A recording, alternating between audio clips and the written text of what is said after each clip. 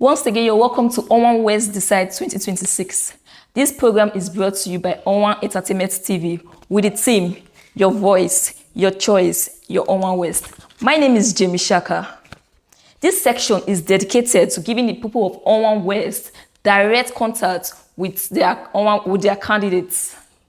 Joining us now is Sir ENAHORO, who will be sharing with us his ideas and commitment to the growth of Owan West. Let's begin this conversation. You're welcome to the program, sir. Thank you very much.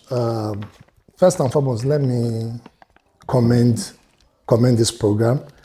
I think in the history, if my memory does not fail me, this is about the first time I'm witnessing where aspirants for a particular position, indigenes of Owan West are being called to share their views, and I think it's highly commendable.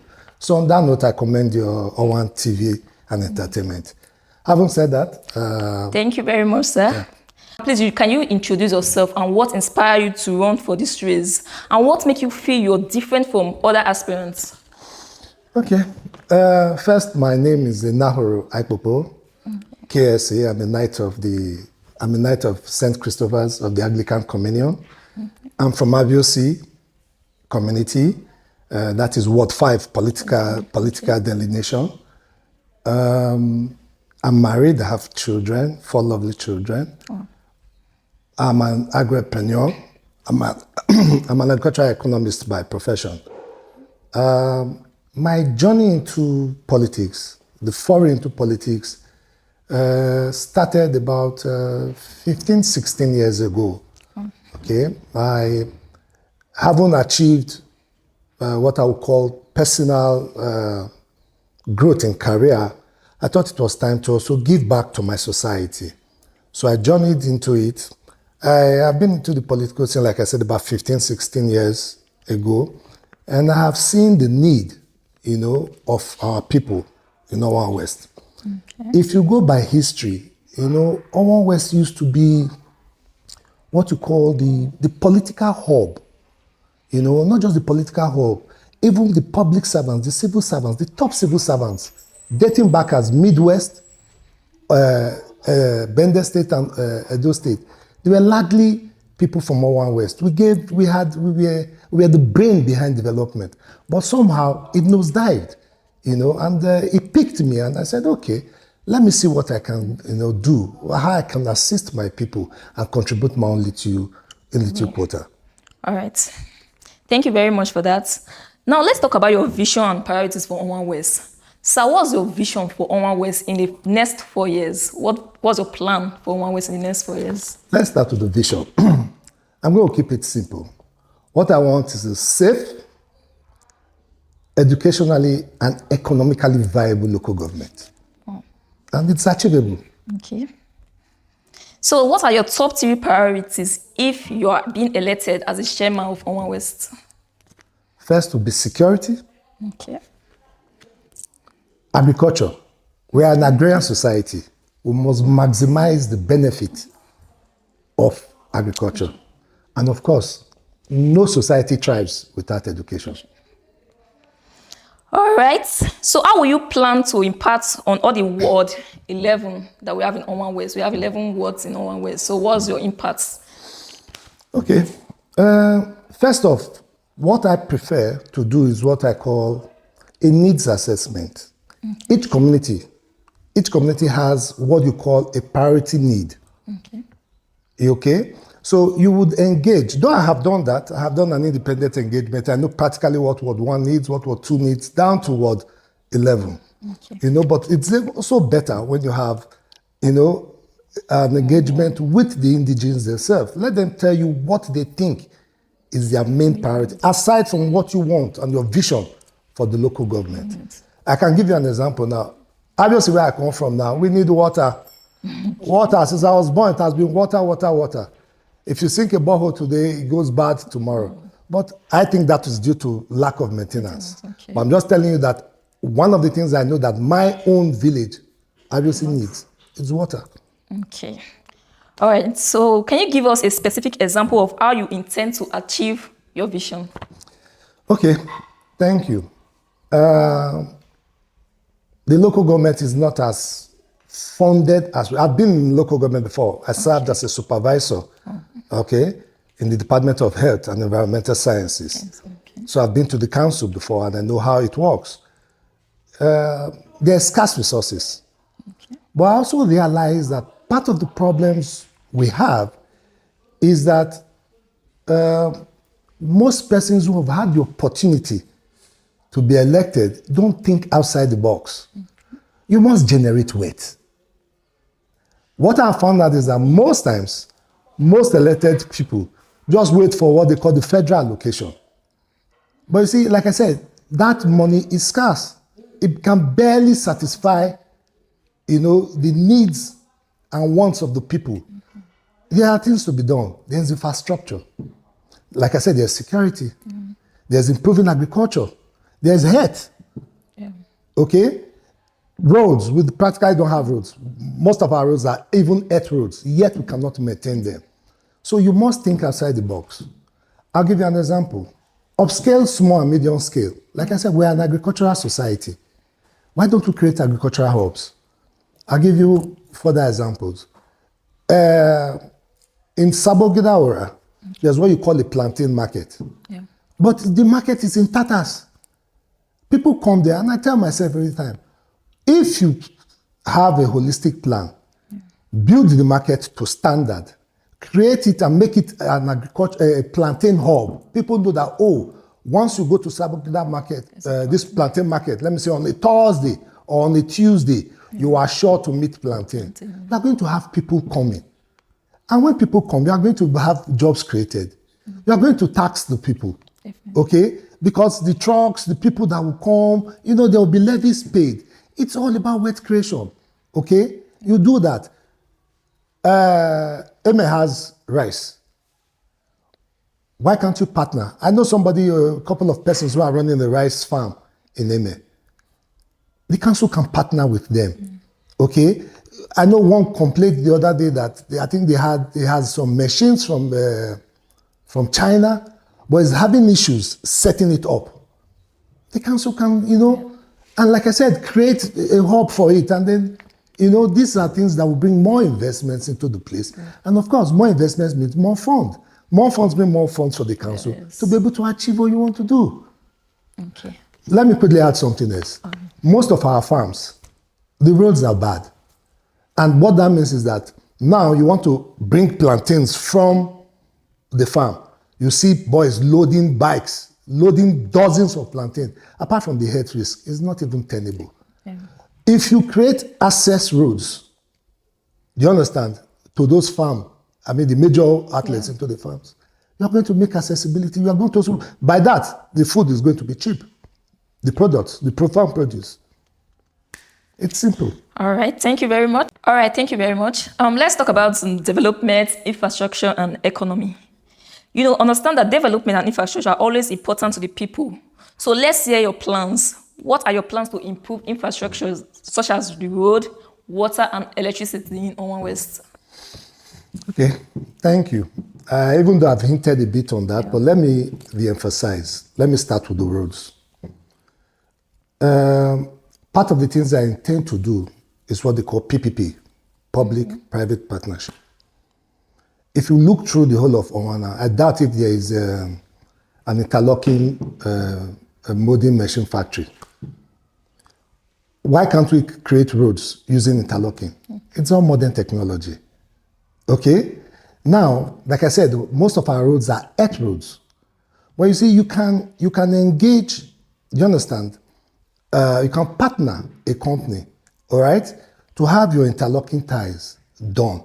So it's easier for the local government council now not to just grade roads, but also pave them with interlocking ties. It will last longer, okay? It will create job for the company.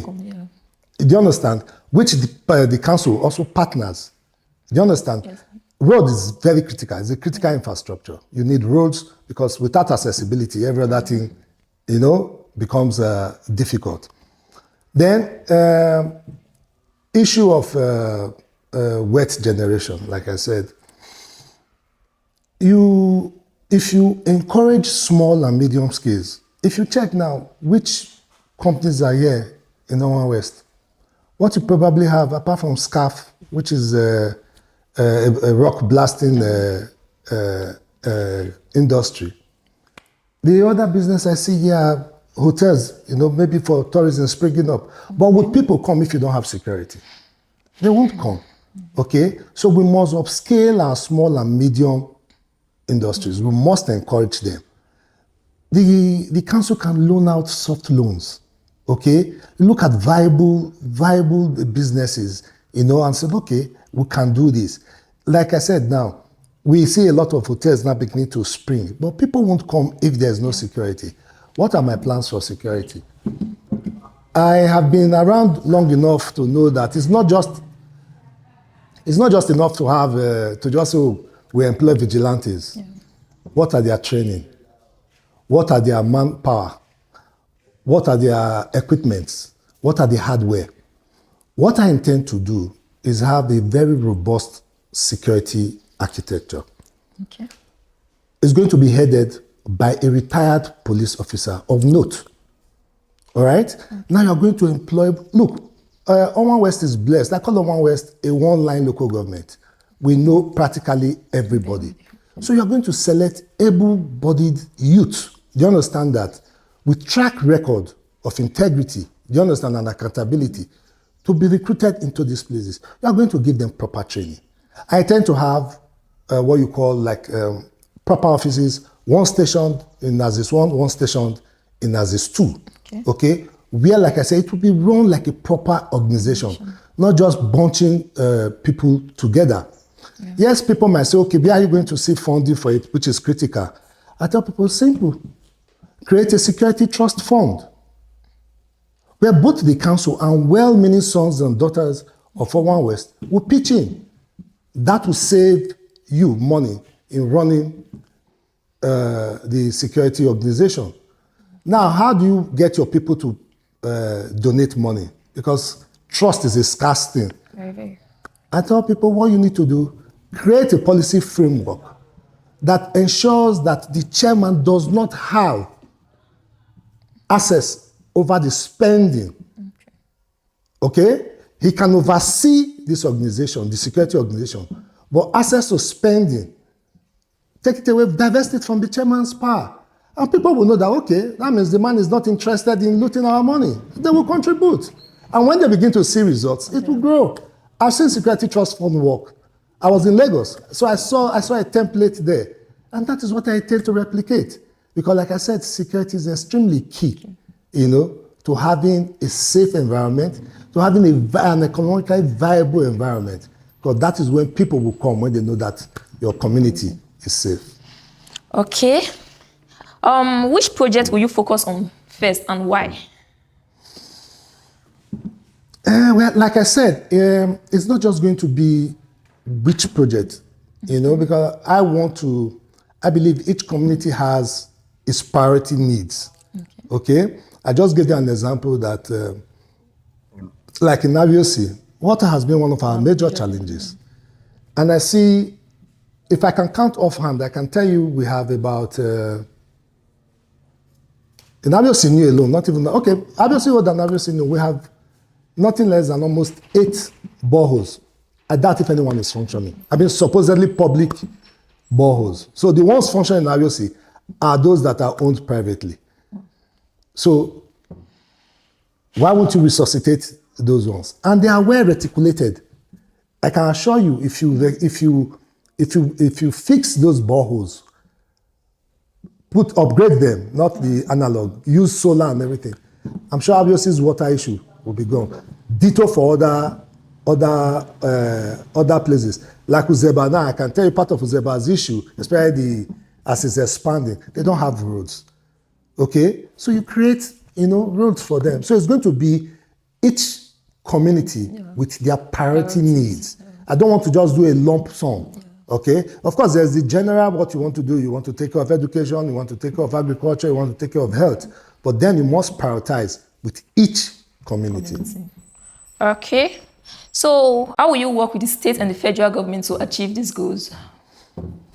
Governance is not a one-man show. Naturally, the local government is the third tier of government.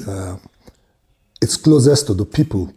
But in terms of funding, in terms of reach and all of that, it's at the bottom rung. So naturally, you are going to create a synergy. Luckily, what we have in power now, both at the state and federal, is the party APC, which is where I am from. I'm a member of the APC. So one needs to create, do you understand, a synergy. You know, tally your ideas with the state and the vision of the state. Presently, we have a governor who is doing excellently well.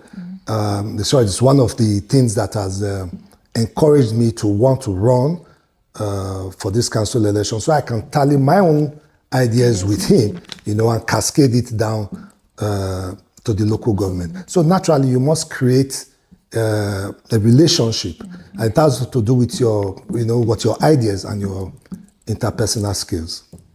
Okay, thank you very much. Let's go to the youth and women empowerment. You already know that the youth and women, they form a large part in our community. So how do you intend to provide employment for the youths? Women and youth are in short, they are the fulcrum of human population. If you don't have a viable youth population, if you don't have an industrious women population, then you practically have no society. I can say this, that our Owan West women are extremely industrious. I've seen them go to farms, I've seen them engage in a lot of things. Ditto for the youth.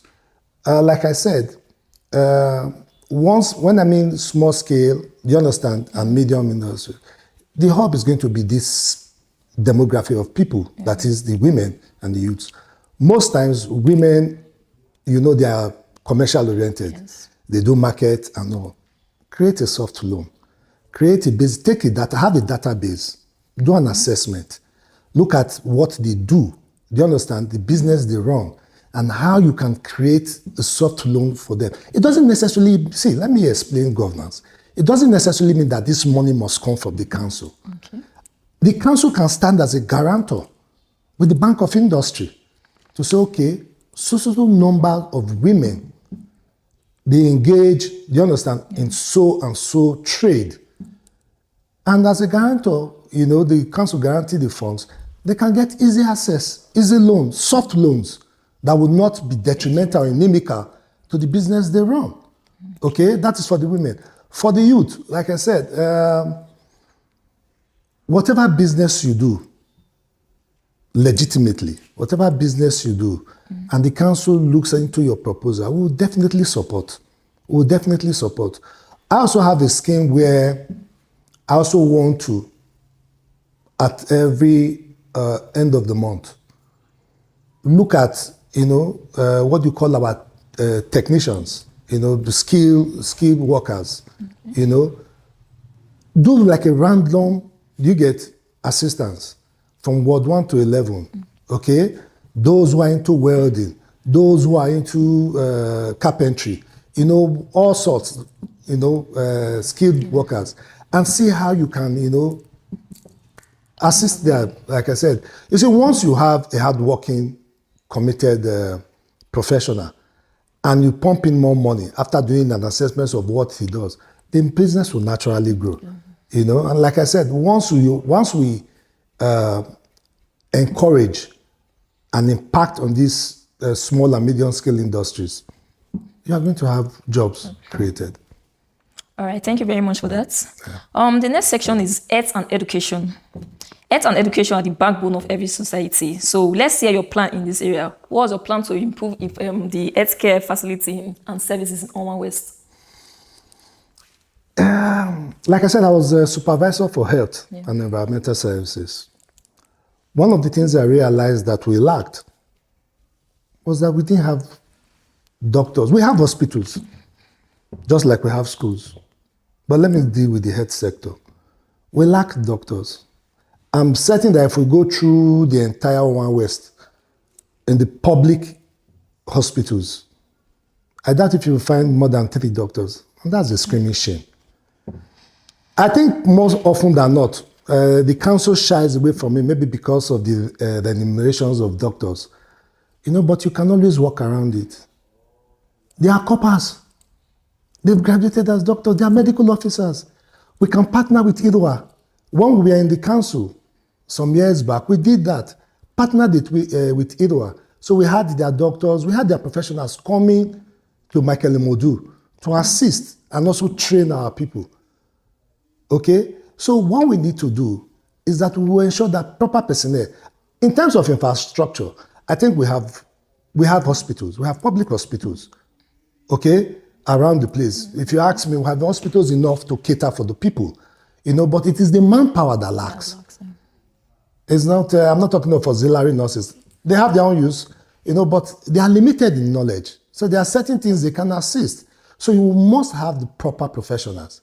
So I'm sure that if we go into partnership with IRWA, which is a nearby hospital, and get doctors, if we go liaise with the state to say, look, please can we have, doctors who are, serving, who have done their housemanship, let them come and create incentives for these doctors. They will come. Do you understand? They will come and they will work. So that way, you ensure that you have doctors and nurses, please, okay, on ground. And that will, of course, help. Yeah. Education, we have it's almost similar. We have, buildings. But what we lack is that we do not have proper infrastructures in them. I still see some schools, especially the primary schools, which is, painful. Because the foundation of education is the basic, is the primary school. Okay? So we have primary schools without proper desk, seats and desks, no blackboards, no dusters. Do you understand? We must look for a way to provide, do you understand, those infrastructures and get teachers working for them so that our children can be educated. Education is the key to life. Thank you very much. So what step will you take to handle courtism, theft, and other social vices? In line with what the state governor is doing, the commitment he has shown to eradicating courtism, the first thing I tell people, courtists are not spirits. They are human beings. They live amongst us. We know them. That is why I said when we have a robust security architecture, properly trained and manned, who will be taught both kinetic and non-kinetic ways of, engaging in security, it's easy. We don't have to wait till they start this bloodshed and bloodbath. If we know them, if we have information, do you understand? We'll go pick them up. Then we also create a sensitization program. Lecture them, because I found out that too, that most of these people don't know what they do. They get into these gang activities, they are told to do what they do. Most, again, under the influence of drugs or substances. Yeah. We don't have to wait. If we know, like I said, they live among us. Yes. So if we know that A or B is a cultist, we become proactive. Okay? We'll go, like I said, working in tandem with what the governor is doing. The governor has already established a committee that is, all out for these cultists and kidnappers. So all we need to do is get this our security architecture linked up with them, so that they can cross-fertilize ideas and operational methods. Trust me, let me tell you the truth. When you pick 2, 3, 4, 5 top people, yes, they will understand, coupled with the orientation to let them know that, look, this is not the best. You just get killed for nothing at the prime of your life, having achieved nothing. I believe it will drastically reduce this. And then for those who are repentant, get them engaged. Okay. So in the aspect of leadership and accountability, what system will you put in place to allow the people to monitor your performance, and how will you handle disagreements or opposition within the council? First, establish and ensure that the procurement processes in the council is open. Make it more transparent. let people know that, oh, there's a contract for so roads. Let them come and verify. Once you are able to make your procurement processes transparent, you have less, you understand, problem. Then finally, I intend to, at every 3 months, quarterly or thereabout, engage in a town hall meeting.